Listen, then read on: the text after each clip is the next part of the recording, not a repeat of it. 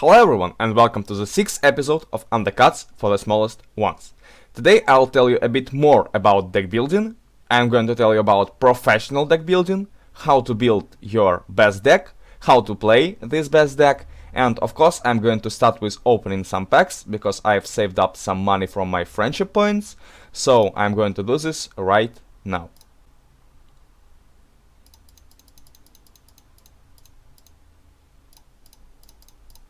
And now, after I opened some packs, I still have an additional 1000 gold left, and for this gold I'm going to buy Adrenaline artifact.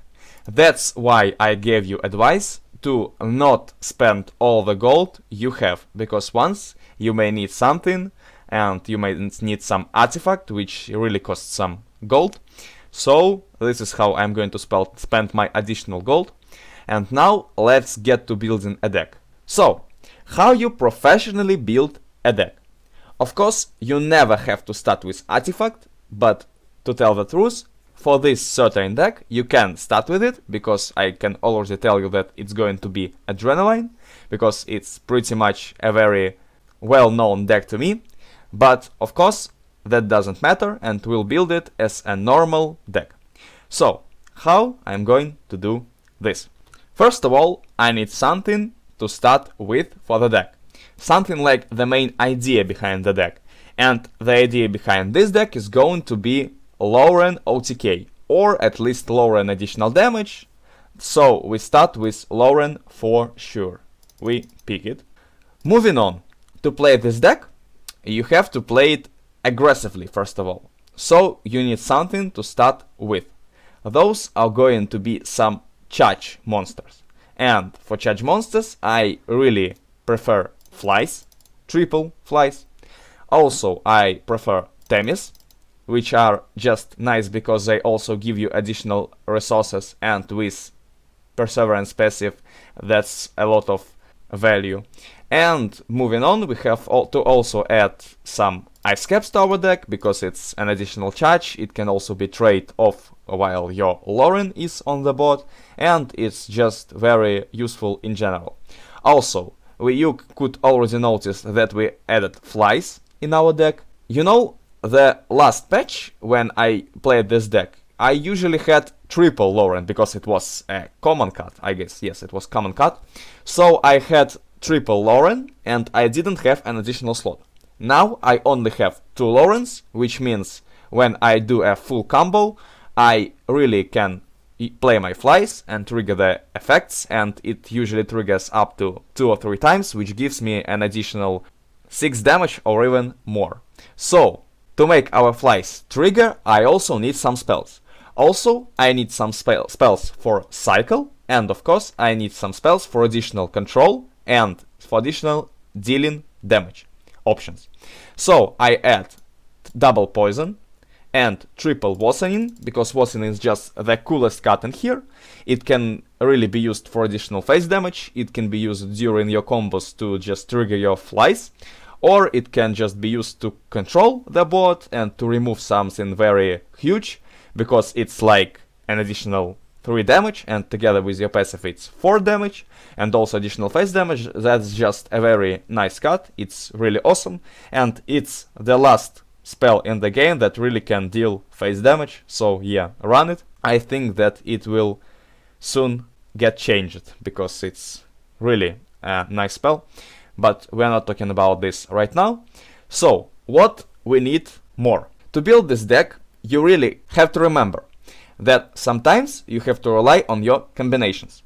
When you have double Lauren on the board, you have 2 of your board slots locked, which means to trigger your Adrenaline, you have to play some cards, then trade them off, and then play more cards, and then trigger your Adrenaline. And of course, this means you can't really have something that can not attack as soon as it's played. So we don't run Tiny Froggets in this variation. We run all the haste cards available. So we pick triple butterflies, because they also give you additional resources which are pretty useful. You can get some heal, you can get some siphoning, which may be very good for you. And also it's just 2 damage, so you basically control all the early game opponent's monsters, and this is a really good deck to play against some aggro decks, and Butterflies is really a very nice choice. Also, we add triple Worm. Worm is just a card to cycle while playing Adrenaline, a card to deal additional damage while playing your Lawrence, that's just additional 2 damage, and also it's a cool card to buff it with Inflation when you get Inflation from your Butterflies, because you get additional healing, and just a nice card to set Karma on your opponent's monster. So we pick triple of this, and the last cards that are left are Spiders. We pick triple Spiders as well because it's a very strong early game drop, which can just deal some additional damage to your opponent. You have to remember, we are not playing the OTK deck, we are playing aggro deck with an additional win condition.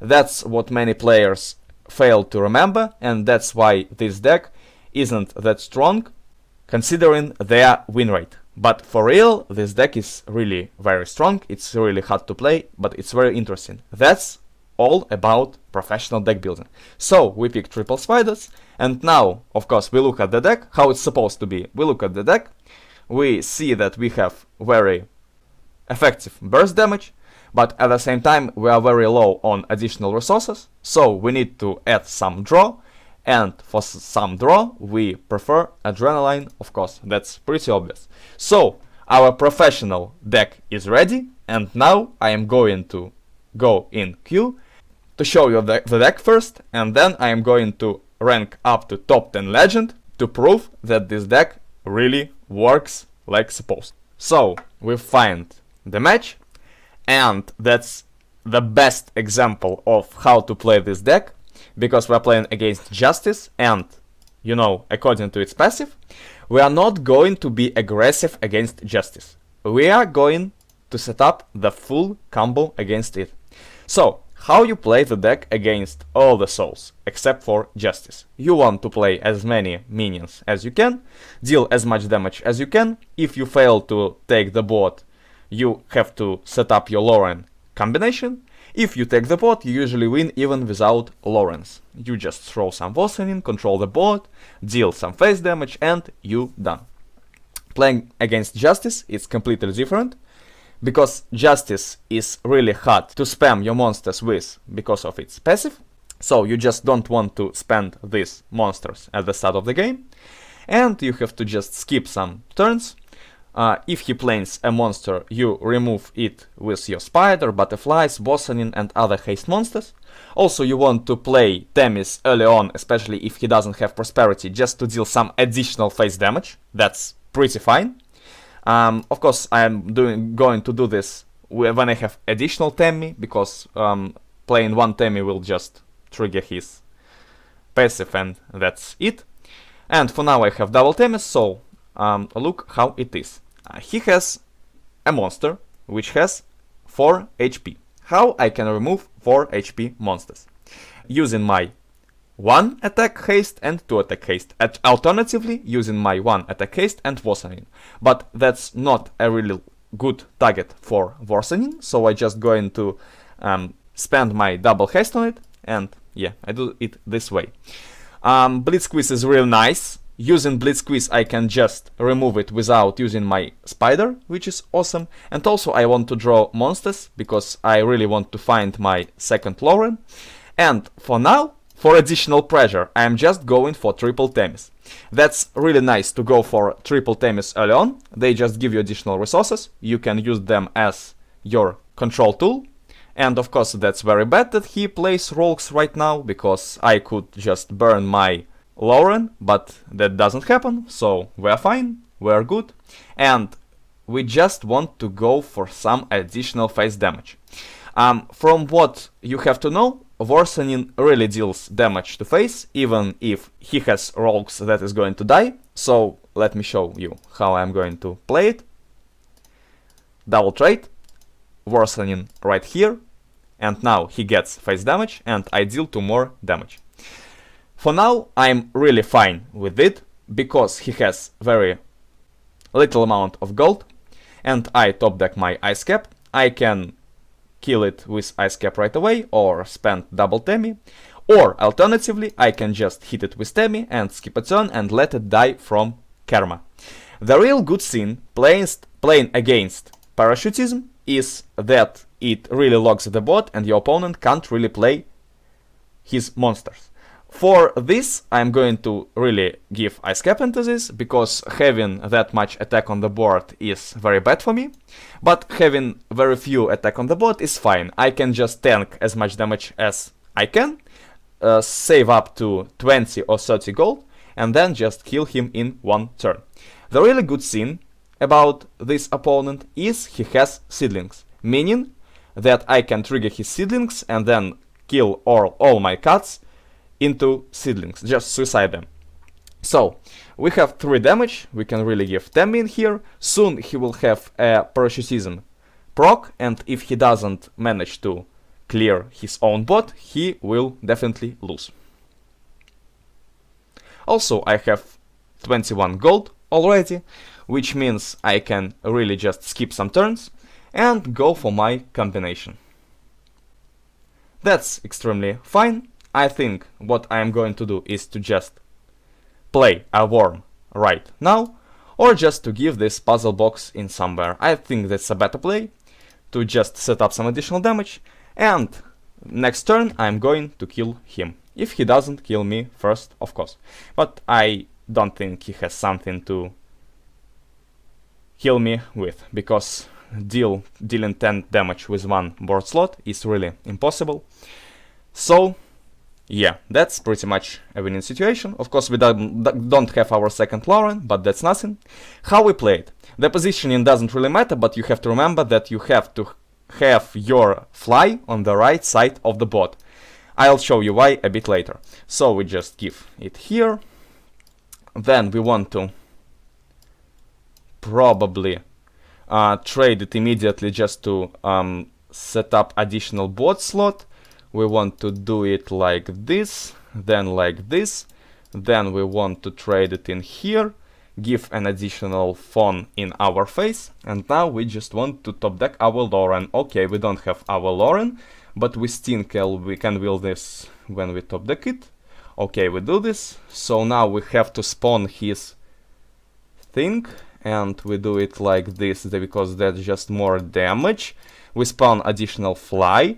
Now we are going to trade it like this, and now we just want to spend some time for this, deal additional damage, and win our opponent. Of course, it's really hard to speak about the deck while doing this combination, and it's really hard to do this combination when you first play this deck, but once you are used to it, it's really not that hard. You just have to kill as many your own minions as possible and as many opponent's minions as possible as well. Also, you have to remember that you have poisons in your deck, which means you can get additional draw.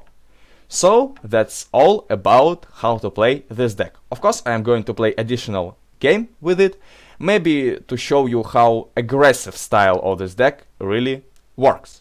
Okay, and now we are playing against Justice, which is Crystal Justice, and that's just terrible, because it's probably the worst matchup. Crystal attack is easy to deal with, because you can just kill it before it starts its crystals, but killing Crystal Justice isn't really possible early on. But of course you can do this with your Lawrence, and actually he did a very wrong play. You don't have to be that aggressive against Lawrence early on. Of course, he wants to deal as much additional face damage as possible, but for real, I'll just set up my Lauren combination, and if he doesn't manage to show me his crystals very early, he will probably lose the game. I have one Lauren already, which is nice. I have something to remove his crystals with, which is Ice Cap Worsening or Spider Worsening, that also works. But now I'm going to spend it on Telescope. I'm going to play Butterflies and Worsening on it, because it's really a worse target, and I want to find something from here.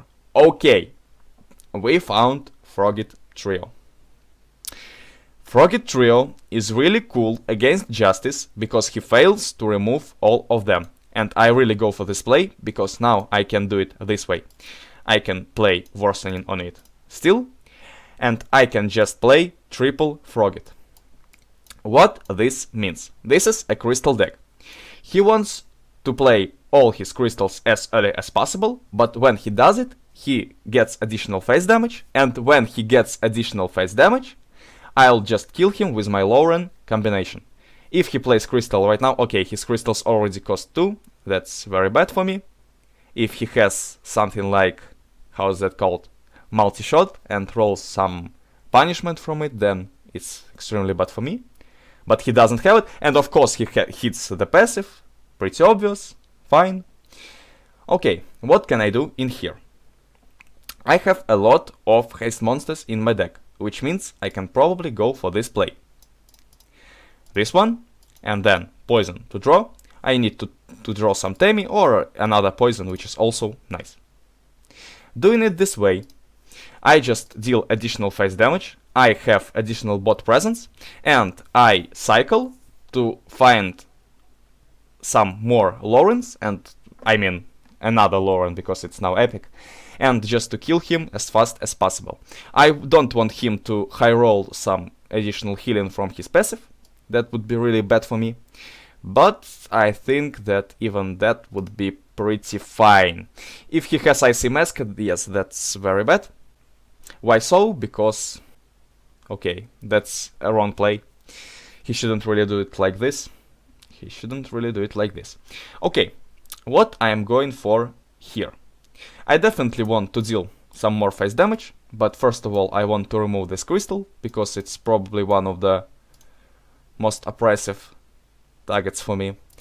And I probably want to do it like this. I don't want him to get some more trader value, so I just trade in here. Then, if he trades, he will have his Ice Mascot on 3 HP, which means I can kill it off with my second Temi. If he doesn't trade it, he'll just get some more face damage, and that would be pretty bad for him. Of course, if he has another Mascot or another Crystal, that is pretty bad for me, because this way he'll just have too much bot presence for me. But if not, then I can actually skip some turns, and if he fails to kill me, then I win. Okay, I have another removal for his crystal, which is nice, and he has 9 damage a turn right now. Okay, would be the right play even for the first time.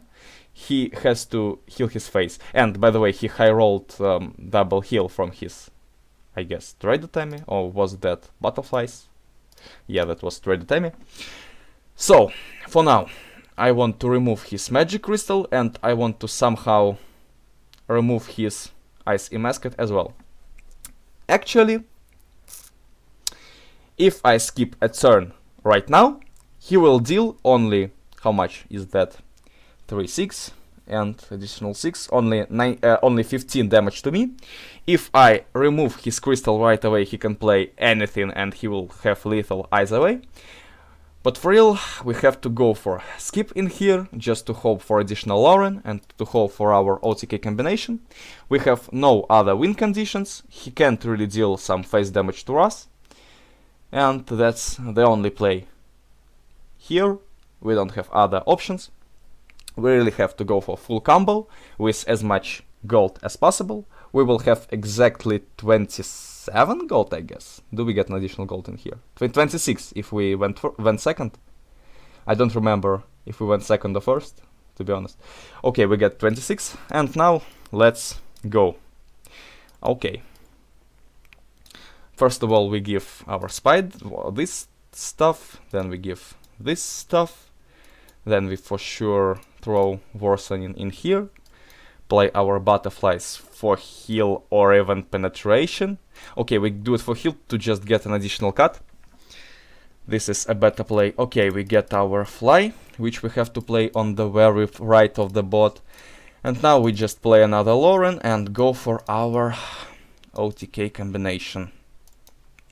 We don't have that much gold left, which is pretty sad and pretty bad. But of course we can still do it like this probably. We still get this. Okay, and luckily, somehow we won this match. This is really surprising, because, to be honest, Crystal Justice is the worst matchup for this deck. Probably our opponent just played it wrong, or maybe I went a bit lucky, or maybe something else happened. But for real, I had to lose this game just because it's extremely oppressive to play against, and it's extremely powerful.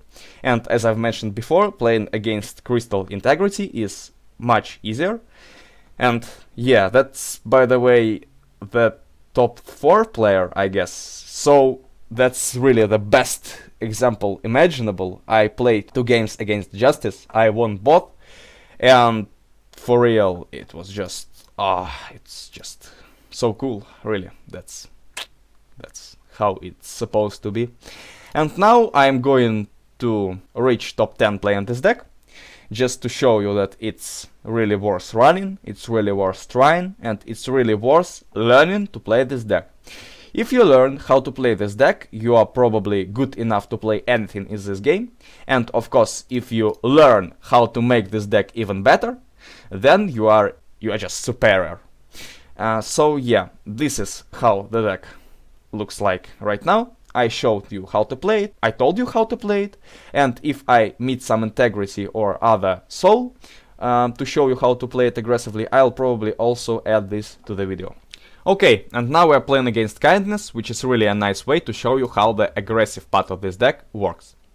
When we're given an option for inflation, we should really go for this, especially for this hand, because now we can just throw inflation right now and get an additional charge, an additional 3-2 to trade anything, and an additional 4-2 charge as well. Of course, we want to spam as many monsters as possible early on, because we are playing against Kindness and he can't really remove all our monsters efficiently, so we just go for butterflies for additional card. I picked Fawn because Fawn is really nice. Okay, that's Dora Justice, and the thing we want to do in here is to just play our strong and huge Temmi, to play Fawn into it, and to just go full face. What happens right now? We deal really a huge amount of damage to his face. He will have very few HP left, even after he trades off with Skull Bones and stuff, and we can just kill him very fast. That's what will probably happen. Okay, we go for Spider just to remove his huge monster right now, and we just go for additional face damage, because why not, you know, that's really cool.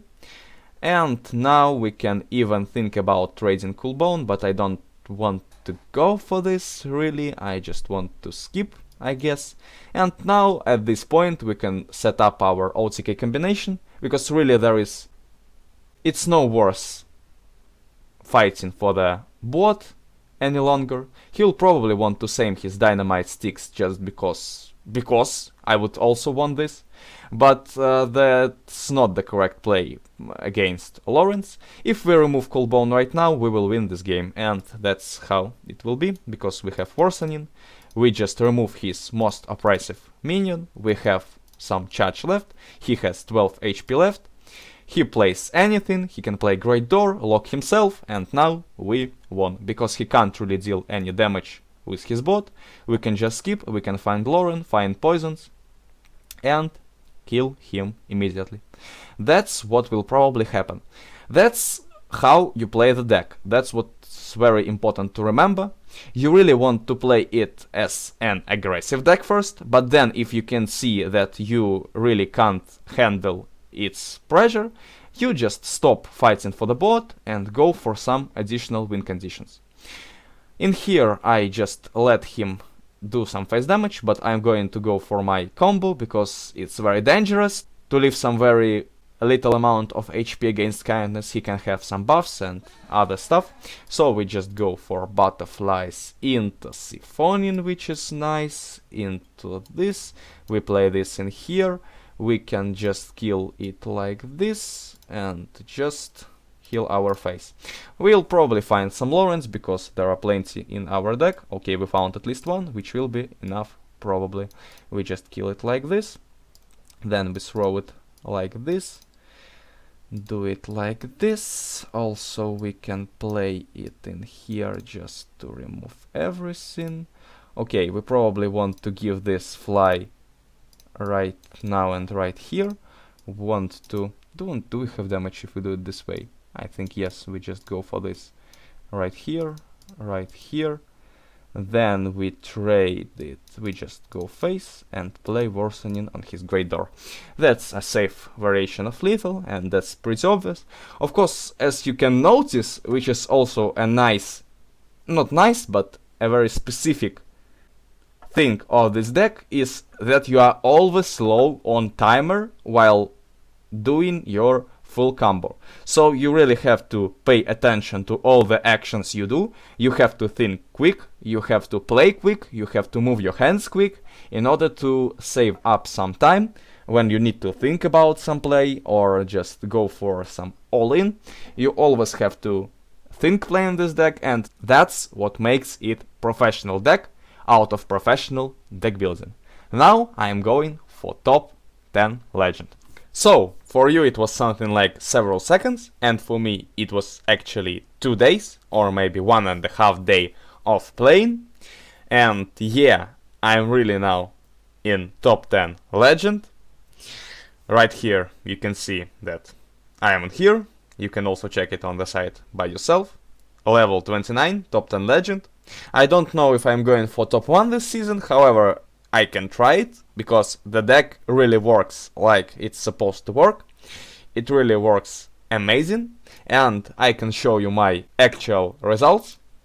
Here is my history. Of course, I am playing pretty much against same players, but that doesn't matter, since they all playing very strong decks that are very good against my deck. Those are Justice, because I can't play as an aggro deck against Justice, just like I've shown you before. And those are Crystal Integrities, Crystal Justice players, so I don't think that those are weak players. They are really hardworking at least, and they really play a lot, so yeah, that was pretty fair to reach these ranks. I also met Sparring several times. He was playing his Snail Bravery, but it's not very good against my deck, so yeah, I also found Sparring on my way to top 10. Also, I can show you my profile with this deck, and it's actually 93% win rate, which is crazy, I have to admit that. And I can show you this deck again. Nothing changed from the last time I showed it to you. I really played it the same way. I really played the same deck. I never switched it and didn't add anything to it. So I can tell you that this deck is totally worth using, totally worth playing, and it's extremely fun to play with and extremely hard to play with, and you have to remember that.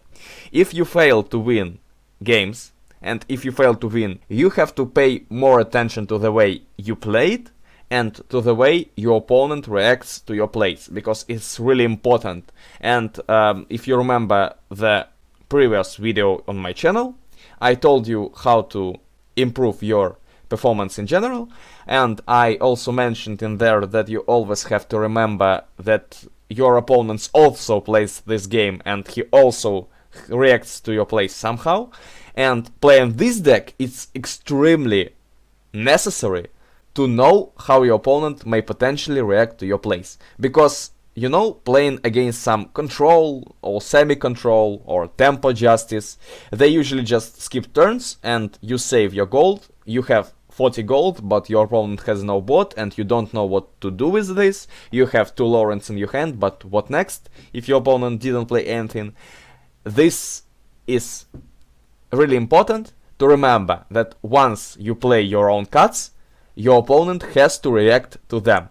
So you can just bait him for playing his cards, and then you just kill him with your Lauren combination. And also you have to remember that some Justice players run Seedlings, and you can just kill your own cards with Worsening, with maybe Poisons, and then if you kill your own cards, the Seedlings artifact will trigger, and it will spawn a 5/5 body that you can use to trade your cards in there and to just win the game with your general Lauren combination. So it was pretty much all about the way you have to play ranked, about the way you have to climb in ranked. Of course, I think that for this season, the series may be over, because I really don't see anything else I can do, except for maybe top 1, as I've mentioned before, but that's very questionable, because really, if you take a look in here, that's just million players, and by the way, that's me also. So I'm going to maybe rank to top 1 with this account instead, and those are just players who really play the game like crazy, who just spam games in most cases, or just play a lot, and I don't know if I actually have that much time for top 1, but I can tell you for sure that if I had more time, and if I wanted to play more, then I could probably go for top 1 with this deck. This is really a tier S maybe deck, because nothing can really stop it. It's a good matchup against anything, and even those 2 losses I had were winnable matchups. I just got unlucky, got a bad hand, my opponent got a good hand, and etc, etc. That doesn't matter much. So yeah, I really advise all of you trying this deck. And once again, talking about the series, I think that it can be continued in the next season. I'll tell you a bit more about how to adapt to the balance changes, how to ignore the balance changes, how to do stuff, how to build other decks, and that's probably what our next episode is going to be about. However, for now I am taking a break, and I wish you all guys good luck in the end of your season, in the end of this season.